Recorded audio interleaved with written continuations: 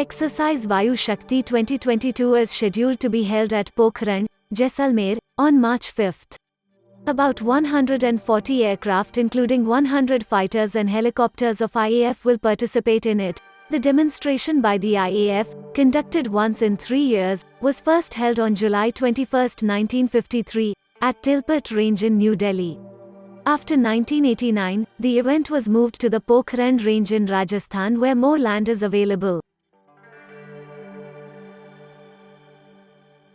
President Ram Nath Kovind, Prime Minister Narendra Modi and Defence Minister Rajnath Singh, along with the 3 services chiefs and other dignitaries, are expected to witness the exercise. Vayu Shakti is mostly about displaying the IAF's ability to strike targets on the ground, such as enemy convoys and tanks, radar stations, railway yards and military headquarters, along with inserting commandos.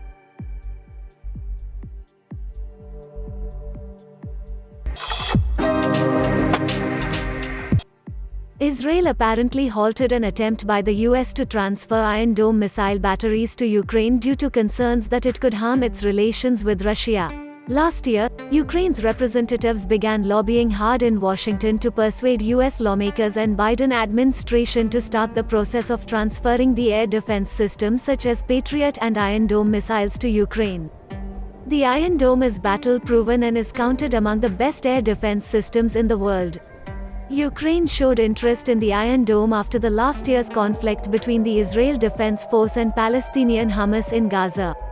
The US has contributed to the development of the Iron Dome.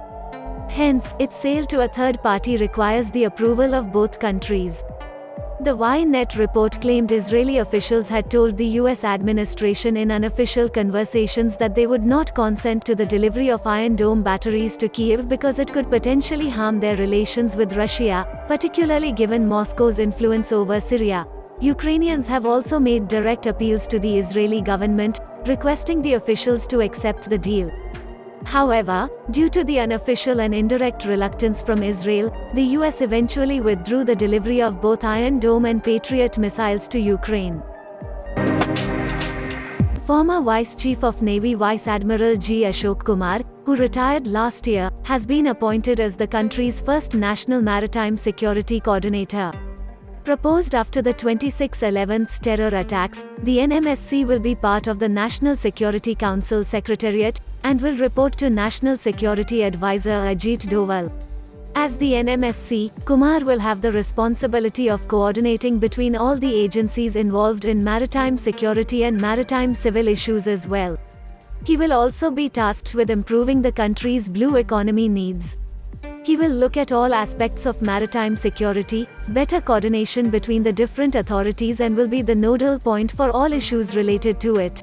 The Navy has also proposed development of a National Maritime Domain Awareness Center, which will be a multi-agency body including the Navy, Coast Guard, intelligence agencies, state marine police forces, ministries of shipping, ports and fisheries among others for a stronger integration for maritime security.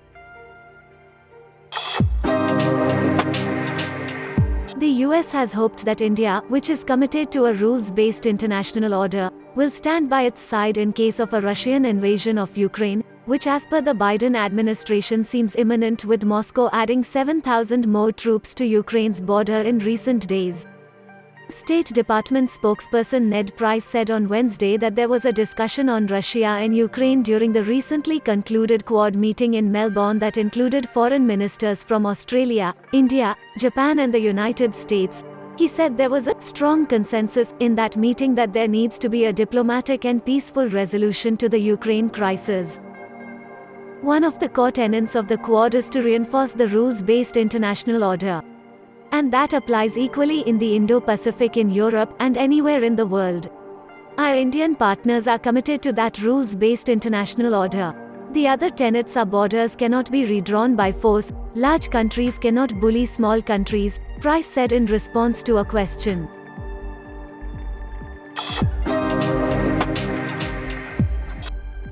The people of Balochistan point out that India should also support them, because they belong to a larger cultural India.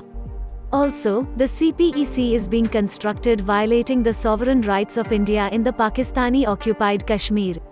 The people of Kalat, Kuzdar and Masting mostly speak the Brahui language, which is a sister language of India's major languages such as Kannada, Malayalam and Tamil. The recent operations of the Baloch Liberation Army, a joint front of various groups of freedom fighters, have revealed the prowess and strategies rarely found in guerrilla outfits. Their attacks, which had begun in the last week of January and continued till February 6, have stunned the defense experts across the continents.